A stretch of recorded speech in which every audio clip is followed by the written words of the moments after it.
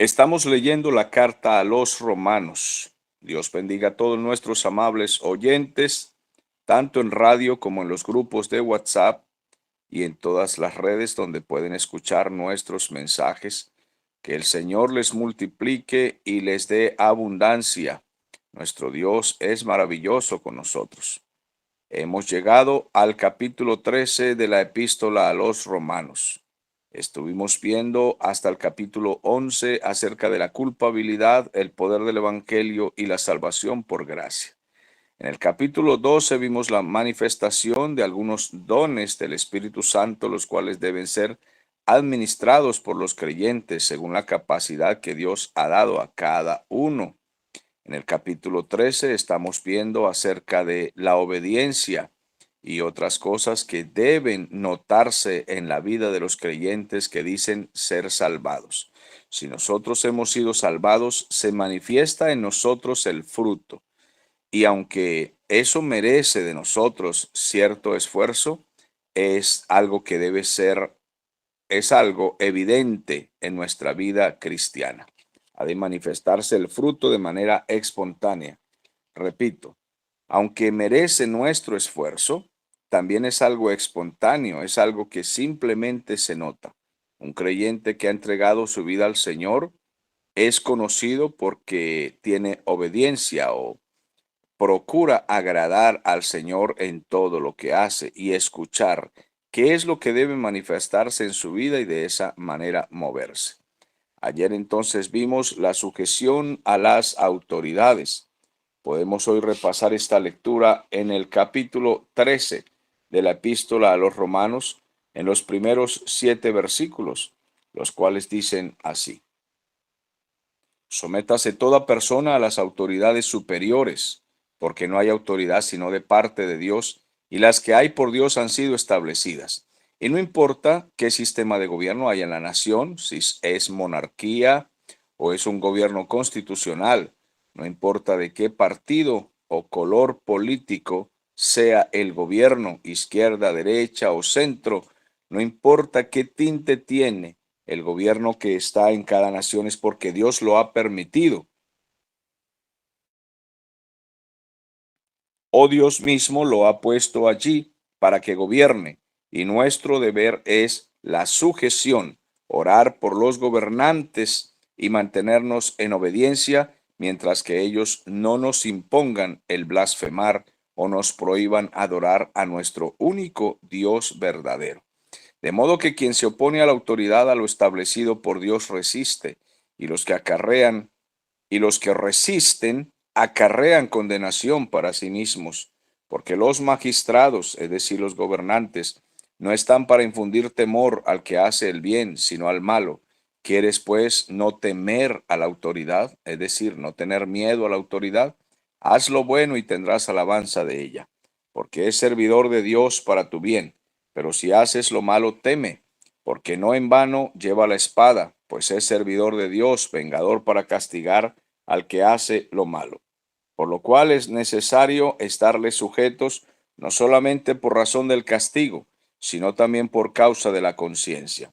Pues por esto pagáis también los tributos, es decir, los impuestos, todo lo necesario para sostener la nación, porque son servidores de Dios que atienden continuamente a esto mismo. Pagad a todos lo que debéis, al que tributo, tributo, al que impuesto, impuesto, al que respeto, respeto, al que honra, honra. De esta manera tuvimos la lectura y reflexión el día de ayer.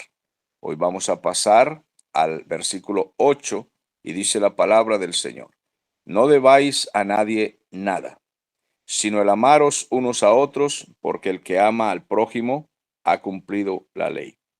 Bueno, este versículo 8 podemos dividirlo en dos partes. La primera parte dice: no debáis a nadie nada. Vamos a reflexionar acerca de esa frase que está inspirada por el Espíritu Santo. La primera parte del versículo pues nos manda a pagar nuestras facturas o deudas o préstamos, todo lo que corresponde. No es una prohibición realmente a tener cosas que cancelar, porque todos necesitamos tener deudas de alguna manera, como son las facturas de servicios en el hogar. Todas las cosas necesarias y básicas, pues las debemos. Siempre estamos endeudados con esto. Tenemos algunas deudas que son inevitables como familia, como sociedad, pues no podemos nosotros de ninguna manera negarnos. Entonces, sabemos ya, según sea la ley de cada país, que mensualmente nos llegan facturas que significan o que implican deuda. Pero aquí va mucho más allá de eso. Si es posible, nosotros es necesario que vivamos sin deudas innecesarias.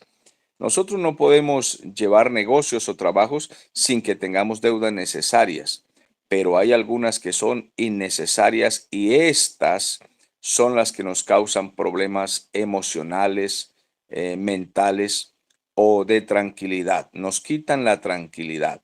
A veces las personas adquieren deudas que luego les traen persecución y el que debe pues es esclavo del acreedor que le cobra.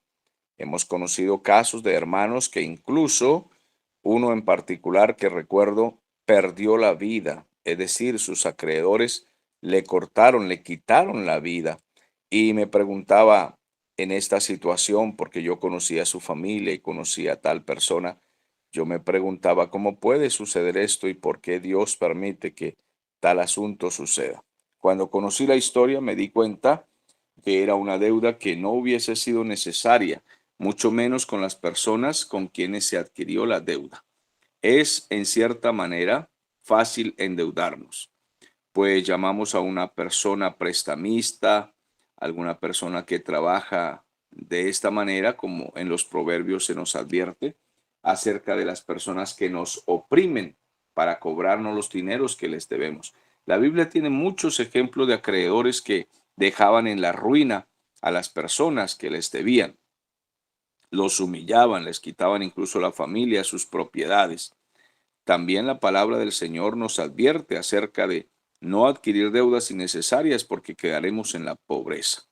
Pero muchos creyentes a veces no hacen caso de esto y se meten en deudas gigantescas, en ocasiones por aparentar algo que no son, por comprar cosas de lujo. A veces se meten en deudas por tener un carro cuando a veces no tienen la condición para pagar tal vehículo. Y he escuchado a personas decir, yo me meto en las deudas y empeño a Dios. Es decir, Dios tiene que darme lo que yo le estoy pidiendo, por tanto yo me meto por fe. Bueno, amados hermanos, la fe no consiste en esto. En primer lugar, cuando la Biblia nos habla de fe, siempre está relacionado a temas espirituales y a la salvación que estamos esperando. Eso es lo primero. Y en segundo, a todo lo que nos pueda edificar y no que nos traiga persecución o amargura, porque el Señor no añade aflicción a las bendiciones que Él nos da. Él no nos añade problemas, persecuciones ni amarguras, porque esto nos quita el tiempo y el deseo de orar. Podríamos ocupar más tiempo en la oración o en el estudio de la palabra y lo ocupamos preocupados en deudas que no deberíamos haber adquirido. Entonces, que todo esto quede claro. Vamos a evitar comprar cosas, si es posible, a plazos que no sean necesarias para nuestra vida y para nuestro hogar. He conocido a muchos cristianos que compran teléfonos o artículos muy costosos con unos plazos que ellos no alcanzan a cubrir. Piensen en esto. Además, la vanidad no le agrada al Señor. A veces queremos un teléfono por lucirlo, no por necesidad, sino por lucir un teléfono de alta gama, de alta tecnología, de los más avanzados. En ocasiones se trata incluso de un vehículo. Yo quiero el carro del año. Les preguntamos por qué. Bueno, porque simplemente mis vecinos también lo tienen. Yo quiero competir con ellos. ¿Y tienes cómo pagarlo? Yo creo que el banco me presta. Todas estas cosas no agradan al Señor, lo cual significa que nuestras iglesias están llenas de carnalidad, están llenas de vanidad, están llenas de pensamiento de avaricia. Nuestras iglesias modernas están llenas de todo esto. Además, están llenas de una dureza porque no aceptan la palabra del Señor. Cualquier cosa que les digamos de acuerdo a lo que Cristo manda, la humildad, la sencillez, el alejarnos de esos problemas. Nosotros no estamos puestos en la tierra para competir riquezas con nuestros vecinos, ni con políticos, ni con nuestros enemigos, ni con nuestros amigos, ni familiares. La única misión que tenemos en esta tierra es extender el evangelio por todo el mundo. Nuestra misión es orar, evangelizar y hacer todo lo que conviene para que el reino de Dios se extienda. Esa es nuestra misión. En estos días que tuvimos que hacer un vuelo de una ciudad a otra llevando el evangelio, estaba meditando precisamente acerca de estas cosas. ¿Por qué Dios permitió los aviones? ¿Por qué permite esta alta tecnología que nos lleva y nos traslada, de una ciudad a otra? ¿Por qué razón Dios lo ha permitido? Pensamos que es porque Dios quiere bendecir a los empresarios, Dios quiere bendecir a los ricos, Dios quiere que podamos pasear de un lugar a otro. Pues ciertamente todo eso tiene un grado de importancia en los humanos y Dios quiere que de esa forma pues seamos bendecidos. Pero la razón principal por la que Dios ha permitido las naves, los barcos, los aviones, la razón principal por la que Dios permite el transporte, que viaja de un lugar a otro a altas velocidades, es porque el Señor quiere que su palabra vaya de rincón a todo el mundo y se lleve el evangelio a todas partes. Esa es la razón fundamental. Dios no está interesado en que seamos millonarios ni propietarios de 3 aviones, ni que los pastores tengamos 10 vehículos simplemente para lucirnos delante del prójimo. Lo que Dios quiere es darnos la forma, la facilidad de que extendamos el evangelio a todo rincón del mundo, ya sea en carro, ya sea por aire, ya sea por tierra, ya sea por agua. Lo que Dios quiere es darnos la forma en que podamos movernos. No que seamos propietarios, dueños, llenos de avaricia de todo lo que existe en la tierra. Bien puede el Señor bendecirnos siempre y cuando nuestro corazón no esté apegado a ninguna cosa terrenal. Pero hay gente que adquiere deudas solamente por competir con otros y aparentar con otros lo que no son. Entonces, toda deuda que usted tenga que adquirir por necesidad, eso el Señor lo entiende. Páguelo. Pague toda factura, pague lo que sea justo, pague sus servicios, adquiera cosas que sean necesarias para su vida. Dios quiere proveernos todo lo que sea necesario y ya eso es riqueza para nosotros. Pero todo aquello que no sea necesario, que sea vanidad. Hay gente que sale a la calle y compra por comprar. Son compradores impulsivos y es un defecto que también tienen algunos creyentes. Quieren comprar cosas que no necesitan, pero las compran porque son impulsivos. Dios quiere que aprendamos a administrar nuestro dinero y que evitemos comprar cualquier cosa que nos haga ver como personas irresponsables o débiles de carácter. Debemos ser buenos administradores de lo que Dios nos ha dado. Bien, pero en este mismo texto bíblico, el Señor dice que tenemos una deuda pendiente. Pues Él dice, no debáis a nadie nada, nada, no paguen todas sus deudas. Pero luego dice, pero el amor unos a otros, esto sí ustedes deben darlo, porque en esto es como que están endeudados, porque el que ama al prójimo ha cumplido la ley. Esa es nuestra deuda. La deuda que tenemos siempre es amar a los demás. Esta es la palabra que ha usado el Señor en el Nuevo Testamento, el ágape que Dios ha derramado en nuestros corazones. Ágape es un profundo afecto, es algo que nos hace amar no porque las personas lo merezcan, no, porque así como usted no merece ser amado por Dios, pero Dios le amó, le salvó, le trajo, así como Dios nos trajo a nosotros a la salvación sin que lo merezcamos, ahora el Señor quiere que manifestemos el amor por el prójimo, por todas las personas, no porque otras personas se hayan portado bien con nosotros, no es un amor que ellos merezcan, sino que usted, escúcheme bien, usted es cristiano. Estoy diciendo que usted es cristiano, una persona salvada y llena del Espíritu Santo. Si usted está esperando que alguien se merezca que usted le ame, No es un creyente fiel, no se está comportando de acuerdo a las Escrituras y a los mandamientos del Espíritu Santo. El Señor quiere que manifieste el amor. Es algo que no debería tener en nosotros la necesidad de mucho esfuerzo, sino debería manifestarse de manera espontánea.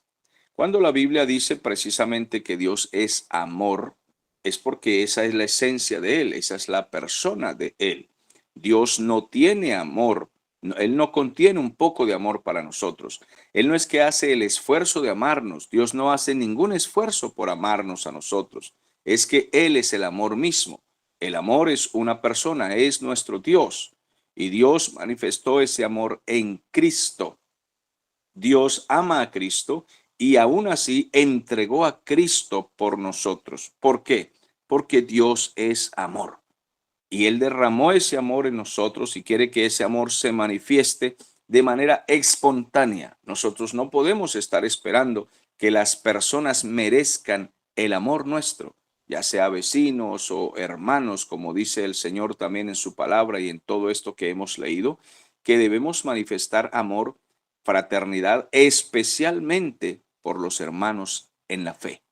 Ese amor entrañable que sufrimos por ellos, nos alegramos por ellos. Es un amor, podemos llamarlo ultramundano, porque es por encima de todo razonamiento humano. Es que amamos a las personas sin que merezcan ser amadas, sino que se manifiesta en nosotros ese amor inmerecido.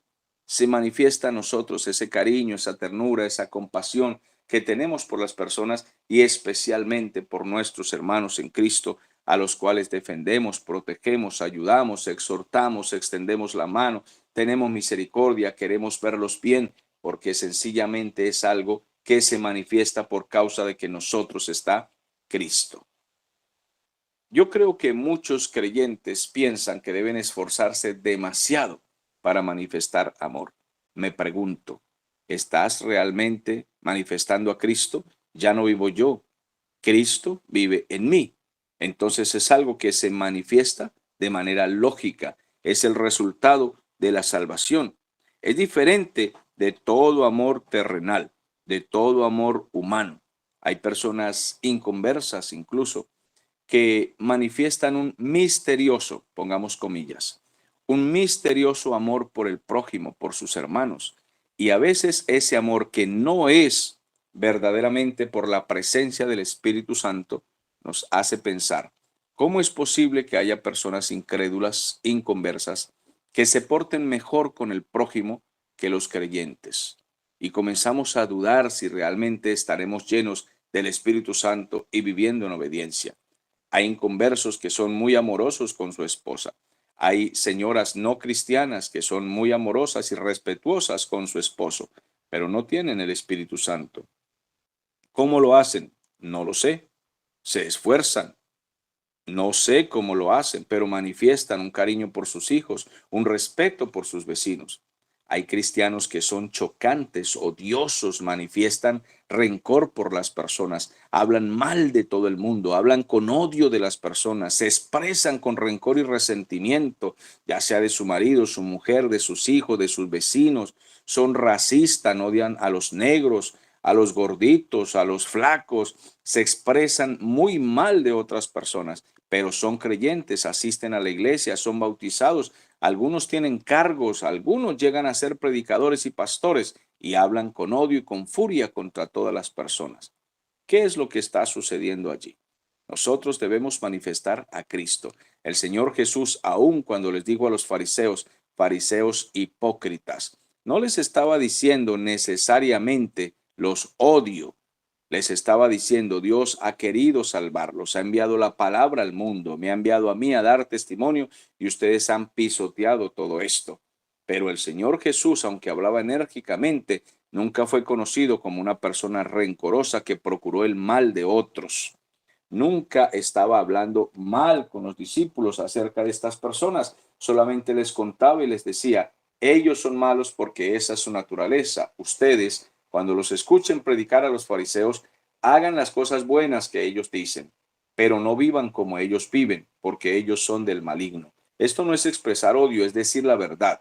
Debemos predicar la verdad sin odio, siempre por amor y con amor hacia el prójimo. Que el Señor nos ayude a expresar esto de manera espontánea, porque el amor de Dios ha sido manifestado en nosotros. Entonces, este amor se manifiesta dando generalmente de manera abnegada, es decir, de la manera que Dios entregó a su Hijo. De tal manera amó Dios al mundo que ha dado a su Hijo unigénito. Ahora, amó Dios al mundo. ¿A quiénes? A personas que pertenecían al mundo. Nosotros pertenecíamos al mundo, pero Dios amó a esas personas y las salvó. Nos sacó de ese mundo perdido, lleno de infamia, de blasfemia, de toda maldad, como éramos todos nosotros, pero el Señor nos amó, nos escogió, nos apartó de allí. ¿Y por qué? No lo merecíamos, porque Él es amor.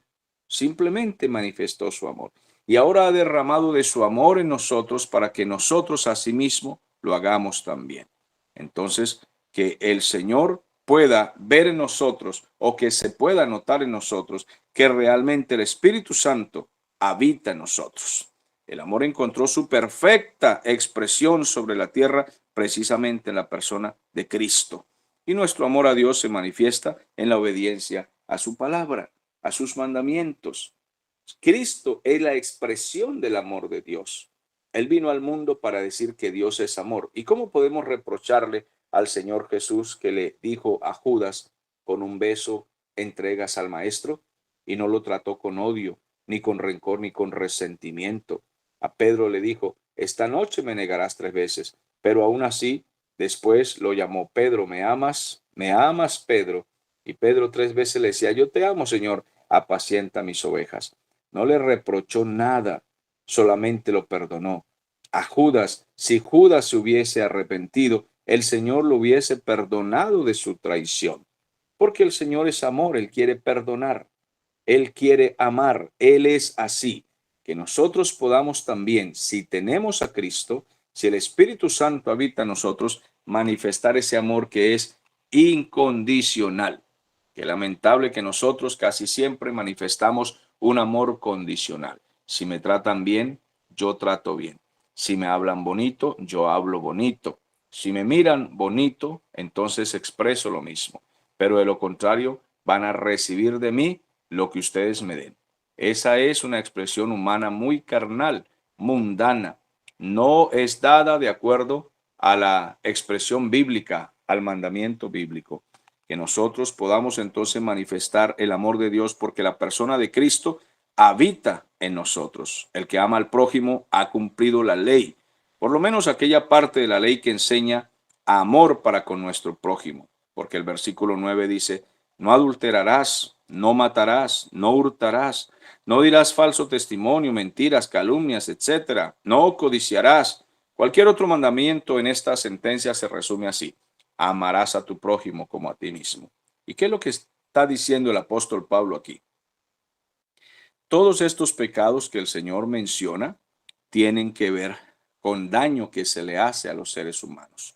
No adulterarás, no mentirás, no matarás, no dirás falso testimonio, no codiciarás. Bueno, todos estos mandamientos se dan precisamente porque si fallamos a ellos, si ofendemos en esto al Señor, estamos ofendiendo al prójimo. Y el Señor está diciendo, se resume, ama a tu prójimo. Si tú amas a tu prójimo, no le vas a hacer daño, no lo vas a engañar, no le vas a mentir, no vas a robar, no vas a adulterar, porque esto es daño contra el prójimo. Y cuando amamos al prójimo, procuramos el bien de ellos. Entonces el apóstol señala aquellos mandamientos que prohíben actos de desamor contra nuestros hermanos o vecinos. Son mandamientos contra todo lo que tiene que ver con la vida cotidiana en sociedad. Entonces, el amor no explota el cuerpo de otra persona, no hace ninguna inmoralidad. El amor no le quita nada a nadie, no le arrebata nada a otra persona, mucho menos la vida ni la propiedad de otra persona. Entonces, el texto que nos está dando el Señor aquí es algo que debe manifestarse de manera espontánea. Nadie que diga ser creyente puede decir, voy a esforzarme por no robar. Voy a esforzarme por no mentir. No es un asunto de mucho esfuerzo, amados hermanos. Es algo simplemente en el lenguaje espiritual, es algo lógico. No es que me voy a esforzar por no mentir. No, es que usted no es mentiroso. Usted nació de nuevo. Por eso es una línea tan delgada comprender si la persona se han convertido o no. Y nunca nosotros podemos saberlo realmente porque no somos Dios, no somos el juez perfecto para poder señalar a otros. Sin embargo, tenemos el discernimiento. Hay personas que practican tan cotidianamente pecados y están bautizados que nosotros definitivamente no los consideramos cristianos. Y punto. Pueden estar en las iglesias, pero no los consideramos cristianos. No nos interesa si nos dicen que son diáconos, que tienen 20 años bautizados. Si una persona dice malas palabras, vive en amargura, en odio, habla del prójimo y hace todo esto, pero asiste a una iglesia, definitivamente terminamos diciendo esa persona no ha nacido de nuevo. Si una persona está picando aquí y allá para ver dónde puede cometer una fornicación, un adulterio, y esa es su costumbre, nosotros no lo consideramos cristiano porque tiene una práctica indolente.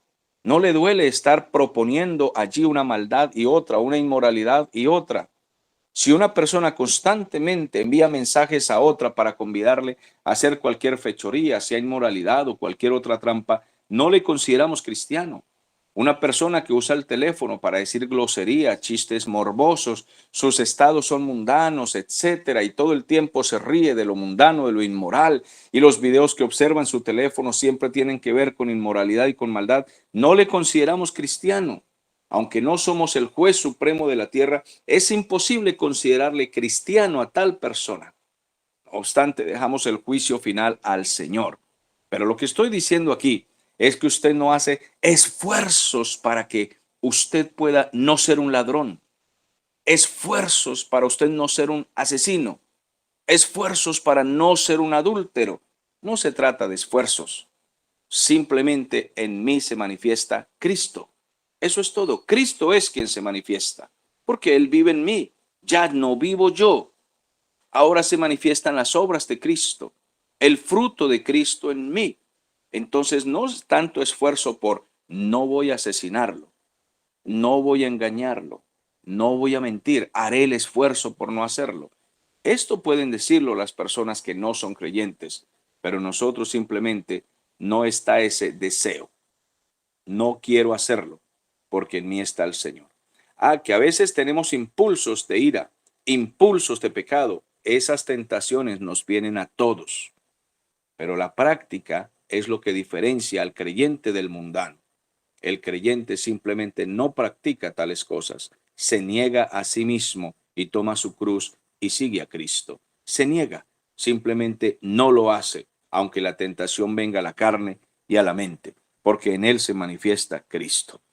Entonces, cualquier otro mandamiento, Pablo podría haber mencionado, por ejemplo, honra a tu padre y a tu madre, porque todo eso tiene que ver con el amor al prójimo. Sin embargo, él se fue a lo más profundo, a lo que es para nosotros un reto manifestarnos en contra de todos estos pecados. Es un reto para nosotros el poder vivir con nuestros vecinos y nuestros hermanos de manera que se note que mostramos a Cristo tanto para ellos como para nuestro Dios mismo. Que Dios vea a Cristo manifestado en nosotros. Ahora, damos gracias a Dios porque Él nos mira a través de su Hijo y esa es la compasión y el amor. Cristo es el intercesor, es el mediador entre Dios y los hombres. Si no fuera por el Señor Jesús, ¿qué sería entonces de nosotros? Como vemos y observamos las iglesias de hoy día, ¿qué está pasando? ¿Dónde se manifiesta Cristo? Hay demasiada carnalidad, demasiada maldad, demasiada inmoralidad, demasiada irreverencia en los cultos y en los hogares. Parece que no importa si el Espíritu Santo está habitando allí. Se hace cualquier clase de truanería, se habla como sea, el vocabulario obsceno, mundano, el comportamiento, las trampas, los negocios. No importa si el Espíritu Santo lo está viendo. Nos preguntamos, ¿han nacido esos creyentes modernos realmente? ¿Han nacido de nuevo?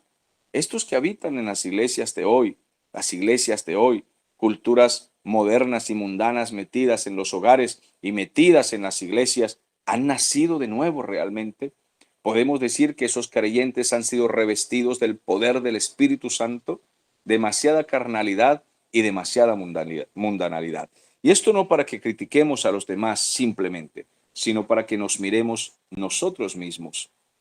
Como ministros de Dios, como iglesias de Cristo, nuestra iglesia está manifestando el amor de Dios, la pasión, el deseo por la palabra, el deseo por congregarnos, el deseo por evangelizar. Estamos evangelizando el mundo, amamos a Dios realmente, amamos al prójimo realmente, deseamos su bienestar. Vamos a la casa y buscamos a los inconversos, a los incrédulos, para llevarlos al culto en nuestro vehículo, nuestro carro, nuestra moto. Le pagamos un taxi para que vaya a escuchar la palabra.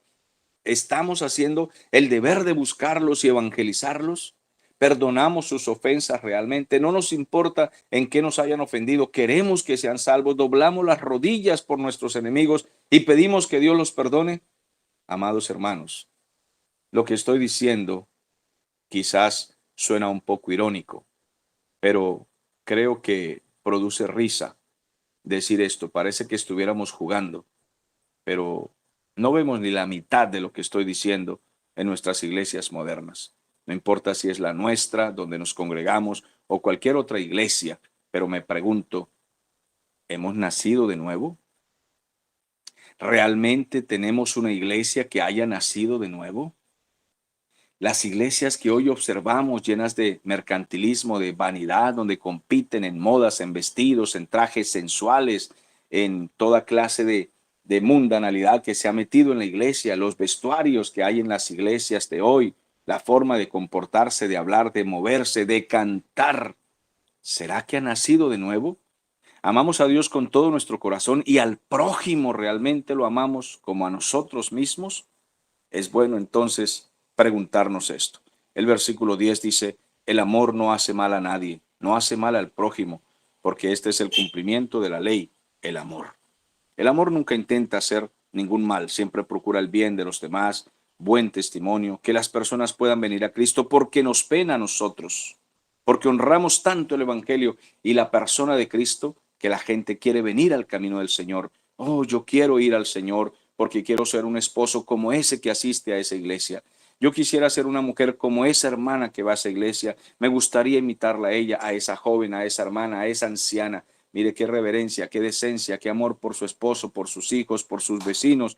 Yo quisiera ser como ella. Oh, quisiera ser un hombre como ese pastor o una mujer como la esposa de ese pastor. Quisiera ser una muchacha como esa muchacha. Me dan tanto ejemplo que yo quisiera ser como ellos. Hay personas que déspotamente se expresan de nosotros los cristianos y dicen, yo no necesito meterme a una religión porque si tengo que ser como esos que van a esa iglesia, yo prefiero quedarme así como soy. Yo no quiero ser como esa gente porque es esto, esto y aquello. Y muchas de las cosas que dicen tienen razón, tienen razón. Creo que muchos cristianos a veces manifiestan esa maldad tan evidente que la gente no quiere ser como nosotros, porque piensan que dentro de nosotros hay más maldad e hipocresía que lo que se manifiesta en el mundo. Y el diablo siempre encontrará algo de qué acusarnos. Señor, ayúdanos, Dios mío, a manifestar a Cristo. No es un asunto que necesitaría tanto esfuerzo, sino que Cristo vive en mí, simplemente Cristo vive en mí. Oh, sí, pastor, voy a hacer el esfuerzo entonces por portarme como Cristo. Bueno, lo que tiene que rogarle al Señor es que usted pueda realmente nacer de nuevo para que se manifieste el fruto del Espíritu Santo. Por ello, aquel que actúa con amor está realmente cumpliendo las demandas de la segunda tabla de la ley. Es lo que el Señor dice. Él siempre decía, a vosotros se os dijo tal cosa, pero yo os perfecciono eso y digo esto. Entonces, el Señor perfeccionó la ley y quiere que se manifieste en nosotros por cuanto en nosotros ahora habita Cristo. En el Antiguo Testamento, Cristo, el Espíritu Santo, no moraba en las personas, no moraba. Simplemente les dio la tabla de la ley para que la cumplieran por sus propios medios y ellos no pudieron. Pero en nosotros habita Cristo, habita la persona del Espíritu Santo y entonces al manifestarse en nosotros el Espíritu Santo se ve el fruto, se nota, simplemente hemos nacido de nuevo. Cristo es la expresión del amor de Dios y fue dado a nosotros, por nosotros y ahora habita en nosotros por su Espíritu Santo. Ha de manifestarse entonces el amor de Dios por lógica, como resultado. Por eso Pablo hace toda esta lista de expresiones desde el capítulo 1 al 11, haciéndonos entender que los que han nacido de nuevo ha sido por gracia y solo por gracia y no por obras. Pero a partir del capítulo 12 en adelante comienza a decirnos ahora, si ustedes son salvados, esto es lo que tiene que manifestarse. Son personas sujetas a la ley, son personas que manifiestan dones del Espíritu Santo, son personas de servicio, son personas de amor, son personas de respeto, porque en ustedes habita ahora el Espíritu Santo. De lo contrario, no digan ustedes que han nacido de nuevo. Oh, Dios mío, qué reto tan impresionante examinarme a mí mismo. Debemos examinarnos a nosotros mismos para ver si realmente hemos tenido el revestimiento del nuevo hombre, del poder del Espíritu Santo.